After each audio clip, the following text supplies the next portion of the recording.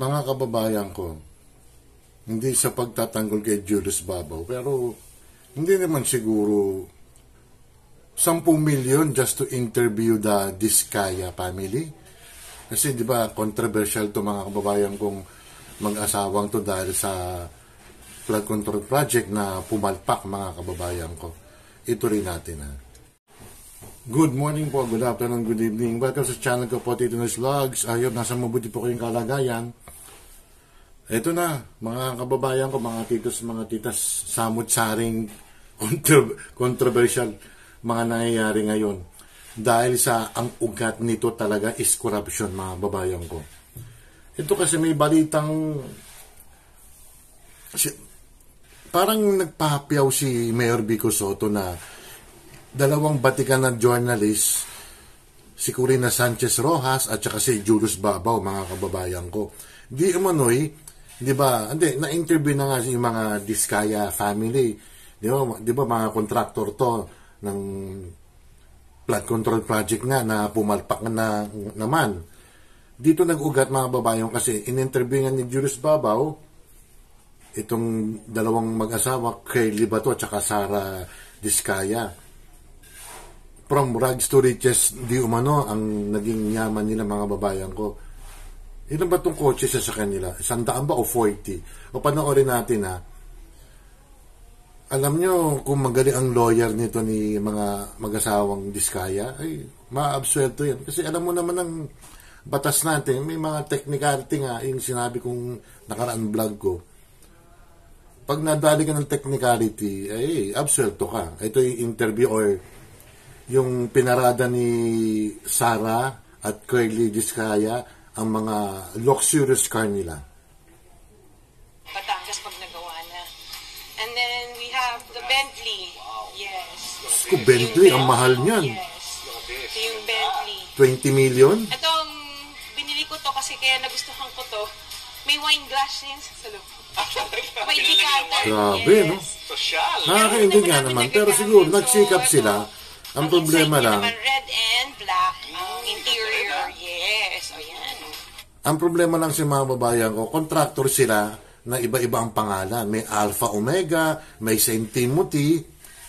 Ang balita ay may mga ibang kumpanya sila na na-blacklist nga. Pero bakit nakakuha pa rin ng mga proyekto, mga titos, mga titas? Itong Diskayang to, tumakbo ng mayor to sa Pasig. Siyempre, tinalo ni Vico mga babayan ko. At may pag-aamin na yung ibang mga sasakyan daw, di umano, pinagbibigay sa mga party list at saka mga mambabatas mga kababayan ko. So, ito, sorry. Grabe, Bentley, oh. Nice! Very sporty and low. Yes, ay sorry. So, ito yung, bakit hindi mo open yung ilaw?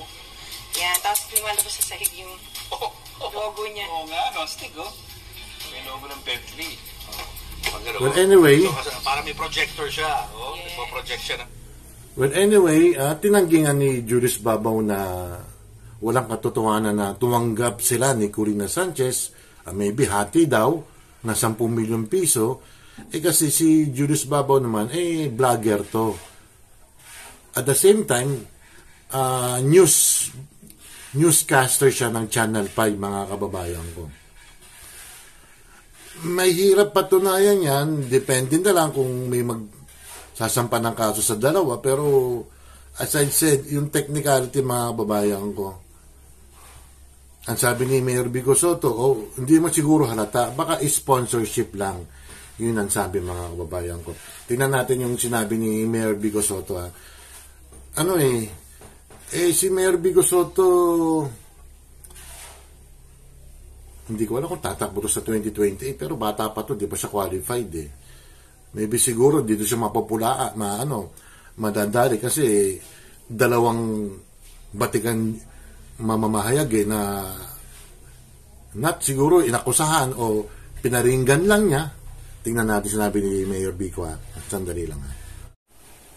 Ayun na nga po mga babayan ko. Talagang yung unang video ko nito mga babae ko talagang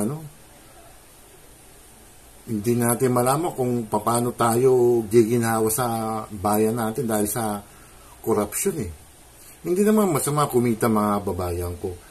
Kailangan siguro yung mga contractor dyan, ang problema kasi mga iba, di umano mga ibang politiko natin nakikialam eh. At kumikita rin mga kababayan ko. Ito yung sabi ni Vico Sotto mga babayan ko. Kasi itong Diskayang to, di ba mga taga-Pasig yan, marami silang mga proyektong nakuha sa gobyerno. Billion po, hindi po hundreds of million. Billion pesos po ng project ang nakuha po nila. May mga St. Timothy mga Alpha Omega, at may iba-iba silang mga kumpanya na blacklist, pero bakit sila nakabalik nga, mga babayan ko? O ito yung sinabi ni Vico Sotto. In fairness naman sandali lang in fairness kay Julius Babaw at saka kay Corina Sanchez Rojas, maaatimban nila na makakatanggap sila ng ganung halaga ng 10 milyon piso. Di ba? Kaya yan kung talagang totoo yan. Pero skeptic ako eh. Medyo duda ako. Hindi naman siguro nila gagawin to. Kasi before the election in interview, ang sabi pa nga, may balita, willing magbayad ang Diskaya family, si Curly at saka si Sara Diskaya, ng 10 milyon piso just to interview them. Alam mo talaga ang pinakapunot dulo nito or anong tawag dito, yung just to resolve itong isyong to, ipatawag silang mag-asawa sa Blue Ribbon Committee ni Senador Marcoleta para once and for all matapos ng mga kababayan ko. Kasi grabe na talaga eh. Yung mga ibang tao lang nakikinabang sa bayan natin eh. Okay lang sana talaga, at sinasabi ko, ma-deliver ang project. Ang problema, wala. Kakaunti lang mga kumikita sa atin. Di umano mga mambabatas pa. Mga namumorsyento. Ito.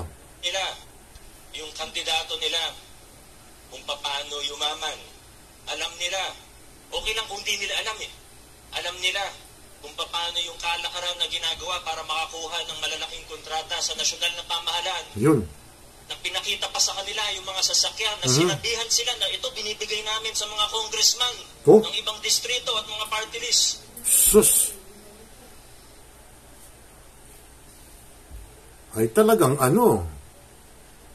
may credibility ba si Vico Sotto? Well, para sa akin, may mga resource person yan, pero hindi ko lang alam itutuloy natin, may tao lang.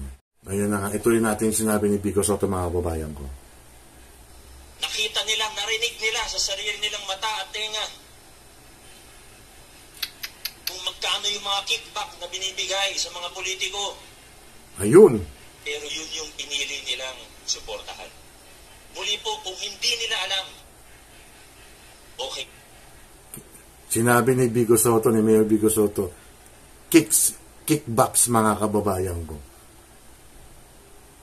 O talagang talaga, may mga politiko tayo talagang nakikinabang sa bayan natin.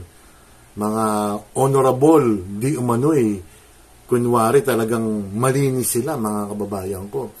Marami pa, 67 daw itong mga congressman na mga nakinabang sa flood control project Bukod pa sa ibang mga proyekto mga paggawa ng kalsada, paggawa ng mga iba-ibang bagay, nakikinabang. At saka yung lifestyle nila mga kababayan ko, tingnan yung mga kasuotan nila, mga wristwatch, may mga kwintas, at mga magagarang kotse, na galing naman yan sa taong bayan, pinagpawisan ng mga obrero, tapos ganun ang gagawin nila. Mga namumorsyento. Kaya naman kayo, at nakakaya naman sa inyo. Tapos sasabihin nyo yung magandang performance ng Kongreso. Ang kapal naman ng mukha, isang congressman nagsabi na naiinggit daw ang ibang tao na kasi maganda ang performance. Maganda ang performance, bakit hikaos pa rin ng mga kababayan natin tayo? Buwan-buwan na lang tumataas sa mga bilihin. Tapos selective pa kayo. Bakit wala ng akap? Kasi hindi na eleksyon. Kaya ito si Vico Sotto, para sa akin, At least parang si Magalong siya, pero parang dude rin ako doon kay Corina Sanchez at saka kay Julius Babaw na tumanggap sila ng salapi just to interview. Ipatawag nga sa Blue Ribbon Committee nga yung mag-asawang yan. Or, kung papayag si Julius sa si Corina, pwede silang pumunta sa Blue Ribbon Committee just to clear their names. Di ba? O yun ang mga babayan ko, medyo maiksi lang to, pero itutuloy-tuloy natin tungkol dito sa mga pinagagawa ng ating mga honorable na mga mambabatas na yung ibang mga ang tawag dito, mga balat sibuyas. Nagsabi lang si Mayor Magalong na moro-moro lang yung investigasyon na yun. Aba, mga napikon. Oh. Kung malinis nga kayo talaga, kung malinis kayo talaga, kayo mga congressman kayo, or mga senador, sige, larating ko na, mga mayor dyan, mga gobernador, mag-volunteer kayo. Mag-volunteer kayo na pumunta sa Blue Ribbon Committee. Ipagtanggol nyo ang sarili nyo, mga kababayan ko. Kaya kayo, grabe, pera ng taong bayan, kinukulimbat nyo. Samantalang si BP Sara lang, yung 125 million na confidential pan, malinis naman yun. May COA report na. Tapos kung laitin nyo, tapos kayo, mga Poncio Pilato kayo. Hindi totoo yan, ganun-ganun. Yung congressman pa sa Occidental Mindoro. So, lumalabas, sinungaling si Senador Pampilo Lacson. Malinis yung congressman na yon.